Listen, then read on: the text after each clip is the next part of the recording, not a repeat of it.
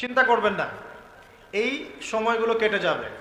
যখন এই জুলুম চূড়ান্ত মাত্রায় উঠবে, তখন আল্লাহ রাব্বুল আলামিন মুসলিমদের মধ্যে একজন ইমামকে পাঠাবেন, তার নাম মুহাম্মদ। কি নাম? মুহাম্মদ। তাকে মানুষ বলবে আল মাহদি, এটা তার টাইটেল। মাহদি তার নাম নয়, তার নাম হচ্ছে মুহাম্মদ। তার বাবার নাম হবে আব্দুল্লাহ, তার মায়ের নাম হবে আমিনা, ঠিক নবী সাল্লাল্লাহু আলাইহি ওয়াসাল্লামের মতোই। এবং তিনি মুহাম্মদ সাল্লাল্লাহু আলাইহি ওয়াসাল্লামের বংশধরদের মধ্যেই হবেন।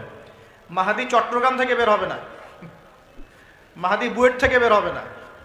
বাংলাদেশ থেকেও তো দু চারটা মাহাদি অলরেডি বের হয়ে গেছে, বের হয় নাই? আর মাহাদি আরবি ভাষায় কথা বলবে। কি ভাষায় কথা বলবে? পাঞ্জাবি ভাষায় কথা বলবে না। আমাদের পাঞ্জাব থেকে একটা মাহাদি বের হয়েছিল ইংরেজদের সময়, ব্রিটিশ আমলে। সে বলেছে আমি মাহাদি, আমি ঈসা, নাউজুবিল্লাহ। পরে দাবি করেছে সেই নবী। আর বাংলার মাটিতে এদের দাওয়াত এখন খুব জোরে জোরে চলছে। নাম দিয়েছে আহমেদিয়া মুসলিম জামাআত, নাম শুনেছেন নাকি? তাদের এই নেতা দাবি করেছিল সে মাহদি, সেই ঈসা, নাউজুবিল্লাহ।